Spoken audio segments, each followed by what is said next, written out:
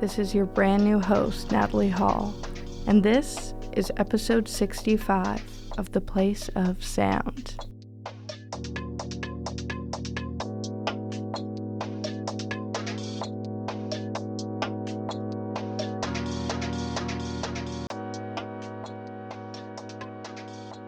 You may have heard my voice on the last episode in conversation with the wonderful Sama Russell.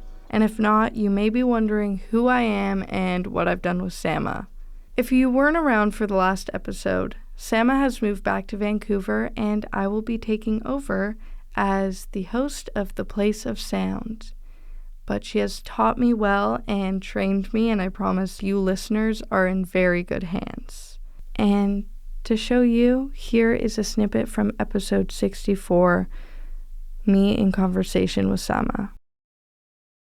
And ever since then, I've been gunning for your job. You got it. Got it. I knew Sama way before I even knew who you were, just through your voice and your name. And it's so crazy to be here with you, and you've done such a great job. Oh, thank you. It's huge shoes to fill. Oh, thank you so much. That's so kind. You're gonna do great. She's teaching me. So No, you've got all the skills in your back pocket. I have no doubt you're gonna do so great. Thank you. I couldn't agree more. With just how this show had showed me the potential there is to explore in communications in general. It's so cool listening to all the different projects that I piece together and the ones that you'll piece together, but it's just, again, it's kind of city focused, and it's people focused, and students at Carleton talking about their different experiences in life. And there's the element of sound just brings such a different angle to it all, because it's easy to sit here and talk about our lives and whatever, but kind of painting an audio picture for people is a whole different aspect to it.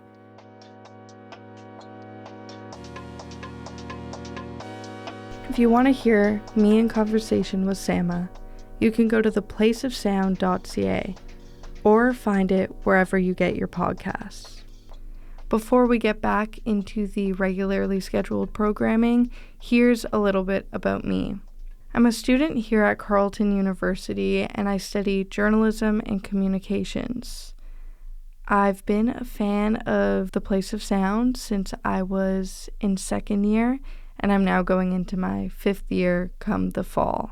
I'm not new to the CKCU family. I worked on Midweek, which is a current affairs show, and I co-host a show every Wednesday called Easier Said Than Done. Radio and sound are two things that are very close to me, and two things that I have chosen to continuously study and explore in my time at university. And I'm very grateful and excited to put a little bit of myself into the show, especially being a fan of it for so long and a huge fan of Dr. Andrusani's work. But for those who may be listening for the first time or haven't tuned in a while, here's the rundown on the show.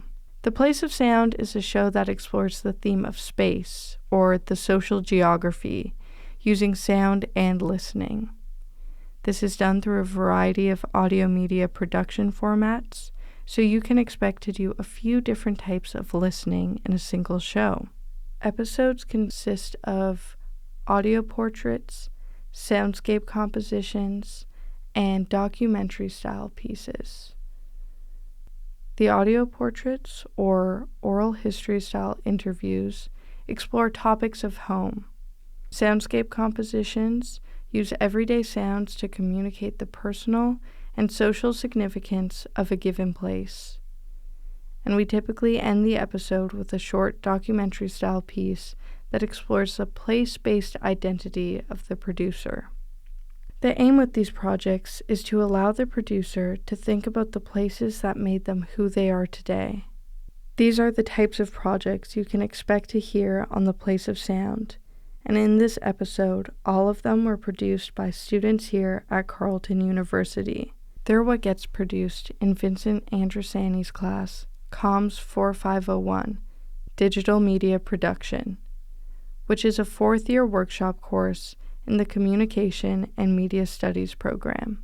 The first piece we will be listening to is an audio portrait produced by Yin Zeng. The listener may ask themselves, what if home was a person? Over to Yin with her piece titled Bonds. To whoever is listening, my name is Yin Zeng. I am a fourth-year Communication and Media Studies student at Carleton University. The following is my audio portrait project featuring the idea of home, where I invited one of my dearest friend, May. This is her interpretation of home. It is where families are. Please enjoy. When you're a teenager, they always tell you not to do this, not to do that. It happens a lot, but later they change, and I changed my mind. It changed after my mom got cancer. I feel like I should care her more. She started care about family members' health. Instead of she want me get a great job, she more like me to be healthy. When I was in grade 7, I took a lot of time for doing homework. So when I finish my homework, it's always around 12 to 12:30 a.m. And I get to bed always around 3 a.m. And my mom knew that. She wrote a long letter that she cares me and she cares my healthy. She wants me go to bed earlier, finish my work earlier. The summer, I went back to China and I traveled with my families. The family trip, I think, makes me and my family members more closer. So I feel like after trip, we're more like friends. And also, I think it's closer for me and my mom. Makes me feel like we are more like friends or sisters. And she took me a lot of pictures. We share the clothes and makeups together. We buy the same clothes. When she take me pictures, I more find myself and her as me and my friend. For me, I think home equals family. I still can feel like they love me, but like maybe sometimes it's heavy to receive this kind of love. Thank you, Yifan and May, for sharing your story and conception of home. Now we'll pass it over to Jason Scott and his soundscape composition titled The Last Day of Tryouts. Here's Jason. Hello, my name is Jason Scott. I'm a fourth-year Communication and Media Studies student at Carleton University. In this soundscape composition, I invite you to step into the world of hockey tryouts and immerse yourself in the jitters, tension, and eager anticipation that accompany this experience. As you might assume, the pinnacle of my anxiety was on the last day of tryouts. I was so close to making the team, I could practically taste it. Yet, a letter bearing the words, "Thank you for your participation in this year's Silver 7 AA tryouts, however," had the power to break my heart instantly. Join me on this journey and listen to the mounting anticipation, nausea, and nervousness that dominate throughout this story.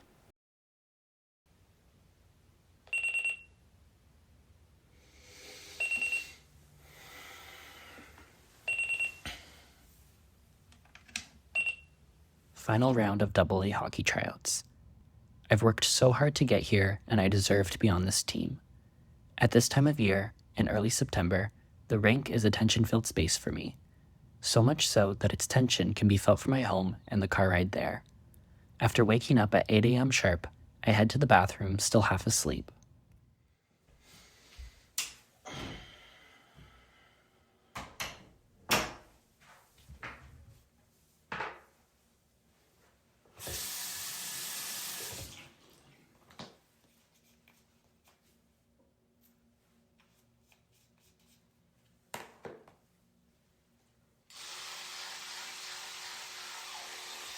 As soon as the vibration from my electric toothbrush hits my teeth, it jolts me awake.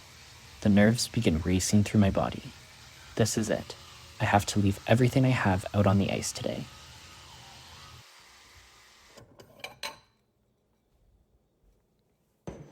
The thought of eating makes me feel like I'm going to be sick. But not eating means less energy, which puts me at a disadvantage on the ice. So I head down to the kitchen.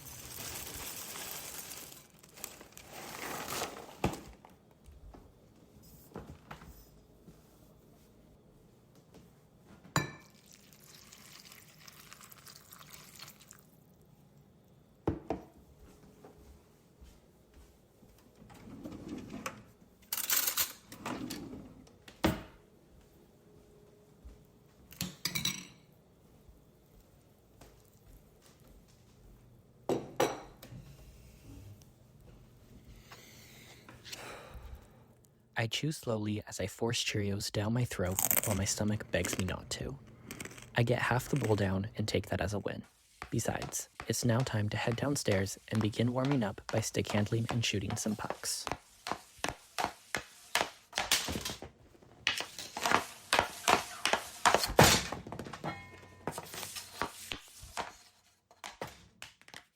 Now that I feel loose and warmed up, it's time to pack my hockey bag.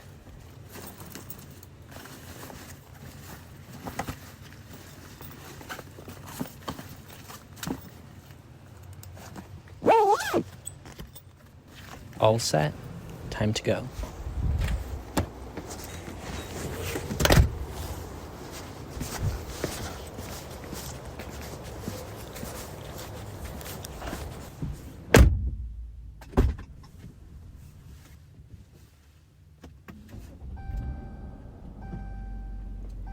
As my dad begins driving us to the arena, I play my music through the car speakers to get into the zone. His palms are sweaty, knees weak, arms are heavy, there's vomit on his sweater already. And just like that, we're here. My stomach drops to the pavement when I step out of the car. Time to head inside.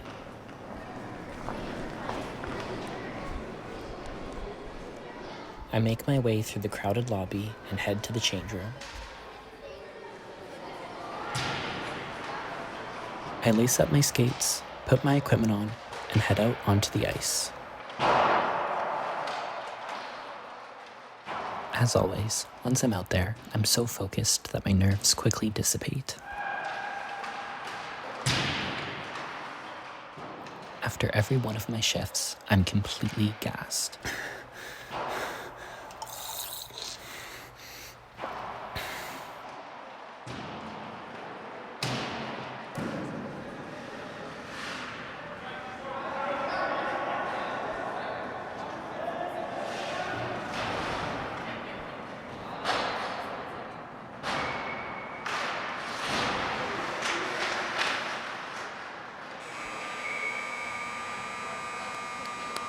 And just like that, tryouts are over and I know that I've done everything I could. All that's left to do is sit anxiously to find out if I made the team. Thank you, Jason. I've never played hockey and generally avoided ice rinks as best as I could as a Canadian child, but you really put me in the mindset of trying out for a team, and I was getting both pumped up and anxious for you. The Last Student Project is an audio documentary produced by Hannah Sheehan in conversation with her grandparents.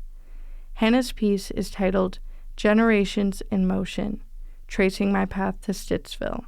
Here's Hannah. I'm Hannah Sheehan, a fourth-year Communication and Media Studies student at Carleton University. Travel back in time with my grandparents as they share the story of how I ended up in Stittsville.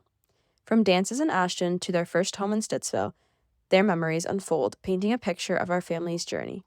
This audio documentary, Generations in Motion, Tracing My Path to Stittsville, is a heartwarming tale of how my family found their way to Stittsville, creating roots and building a home together. Join me as I explore the twists and turns that led me here, making Stittsville a special part of my family's story. Imagine Stittsville in the 1960s, a small town with maybe a maximum of 18,000 people, where everyone knew each other. Back then, my grandparents took a chance on a house here, leaving behind the countryside of Ashton. Little did they know, this decision would shape not only their lives, but mine too. A place where neighbors had room to breathe. But now, houses are closer and not everyone's happy about it. As they share their memories, you start to see how Stittsville, once a cozy town, is facing growing pains. As we journey through Stittsville's past, it's not just a trip down memory lane from my grandparents. It's a roadmap for how this small town shaped their lives, and unexpectedly, mine too.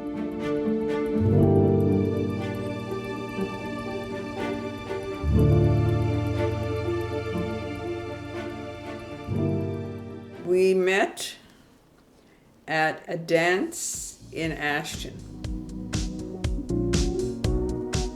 There was a dance in the little church hall there, and like all the young kids came. We got married, and we moved into Ottawa in an apartment for maybe 2 years, I think, 2 years. Roughly. And then we bought a house out here. We looked at 2 different homes. There was one in Crystal Beach in Ottawa, and this one. And I don't know, we ended up liking this one better. They were both new homes, and we knew people here. Yeah. We got married in 61, and we moved out here in 60, I think it was 63. We got married and moved in Ottawa, so it was a big change. Ashton was country. Very country. And then what was Stittsville like at that time? It was like 18,000 for years, and now there's 40. We were the first house On the right-hand side. on this side of the street. You could see the trains coming and going. You could see people getting off and on. Over the years, they built houses, and you couldn't see the train anymore. And then the train stopped. It didn't come here anymore. Like the farm was rural, but this Yeah. was a small town. Would you say it still is? No. No, not anymore, no. Oh, no. I This don't was say not, so. No. this was I quite wonder populated. what the population is for a town.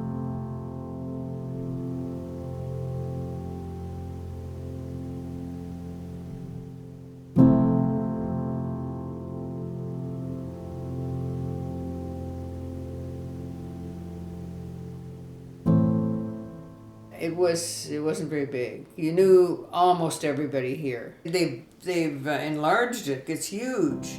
They didn't, they haven't touched a lot of the inside area, but outside, old Stittsville area is really, really grown up.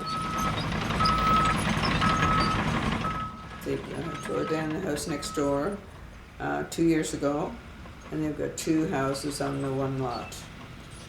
And I don't know, it seems to be working out fine, but it's just, it has changed. A lot of our neighbors were not pleased with that. One of the things is that we had a large area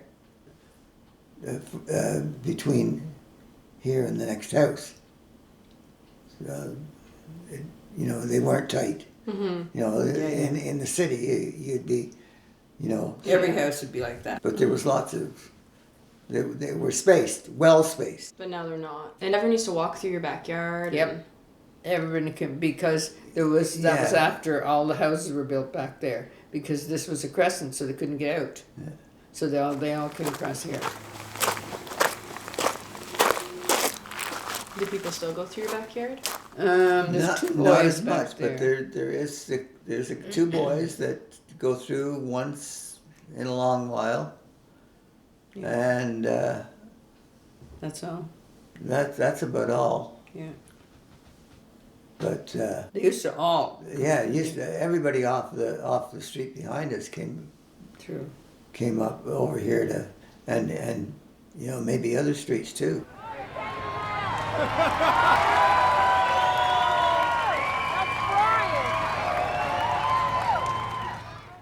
They had the soapbox derby out in front of them.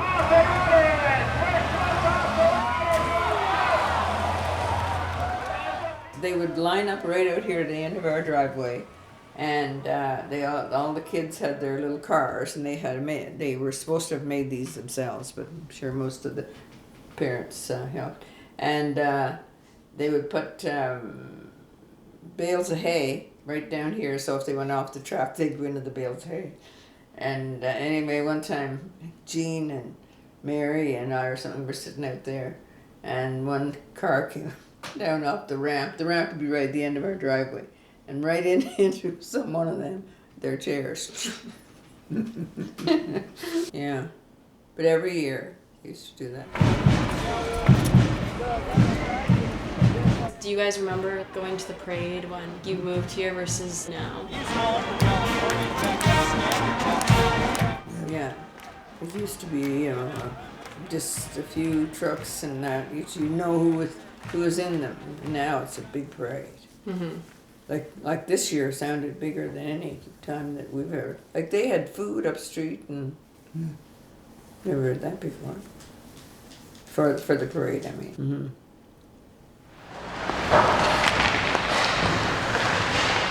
I don't know when we got the new arena here, but used to be the only skating here was the arena. Mm-hmm. And you guys spent a lot of time there? Yeah, we did. A lot of time. Yeah. Yeah. Coached hockey. And Jimmy used to look after the canteen. And I ran the canteen for minor hockey. Yeah. They made big money. They it was their canteen. They got all the money out of it. And I worked the canteen. It was all volunteer though? Yeah, I enjoyed it. Yeah. That was my thing, eh? Mm-hmm. I bought hockey equipment, sticks, pucks, and sold them for a profit for minor hockey. And normal stuff in the canteen too. Yeah, and ran the canteen, and it was busy. Mm-hmm. But the canteen back then was still manned by the parents, like they used to, you know. No, I don't think it's like that. I don't think it is either. I think they have someone to look after I don't even know that it's involved with the hockey or not. I think it's a paid position now. Okay. The soapbox derbies and small parades, they were simpler back then. But today, the town has grown, and so have its challenges. My grandparents mentioned the arena and the volunteer-run canteen. That used to be the heart of the community. Now, it's different. Paid positions and bigger events, a sign of change. And here I come into the picture. My journey to Ottawa, to Stittsville, adds new layers to this story. The town my grandparents knew is shifting, and I'm a part of that change. In Stittsville, where love stories unfolded and families grew, change is in the air. My grandparents, living proof of the town's spirit, remind us that while Stittsville transforms, the memories of its past shape not only the older generation, but also those who are just beginning to make their mark. Stittsville may not be the same as it was, but the essence of community, the spirit of growth, and the connection to the past continue to resonate. As I navigate through the town that played a role in shaping who I am, I realize that each step, each change, is a part of a larger story, one that we all contribute to, one that keeps Stittsville alive and evolving. Thank you to Hannah for sharing a little piece of her family and her hometown with us. I've always thought it was extremely important to have these conversations with your grandparents and elders because they hold knowledge about your family and the reason your life is the way it is, which is extremely important.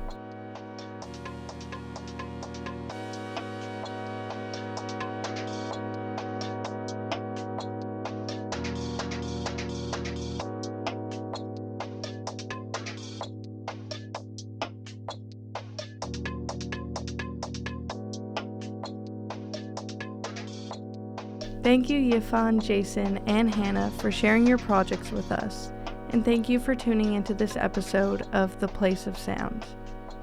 I also want to say a huge thank you to Dr. Andrasani and Samar Russell for giving me an opportunity to host and produce a show which I've loved for so long, and also for holding my hand along the way and teaching me the ropes. I'm so excited. We have a lot of fun stuff coming. But before I sign off, here's a couple of quick notes. A reminder that what we've listened to here on this show is only a fraction of the work produced in association with this project. If you're interested in checking out more, have a look at theplaceofsound.ca, where you're not only able to hear this audio work, but also see some of the original photos and the writing that students produced to go along with the audio. There's also a featured work section on the site's blog where you can access some notable individual projects, and in the classes section, you can have a look at the portfolio websites designed by students themselves, which host every project produced in the course. And lastly, under the Listen link, you're able to access the show's archive and listen back to any episode of the show you'd like to hear. But in the meantime, keep your ear out for upcoming episodes, which air on CKCU Radio every other Monday at 6:30 p.m. and are available wherever you get your podcasts. If you want to follow us on Instagram, you can find us at The Place of Sound. Until next time, thanks for tuning in to The Place of Sound, and happy listening.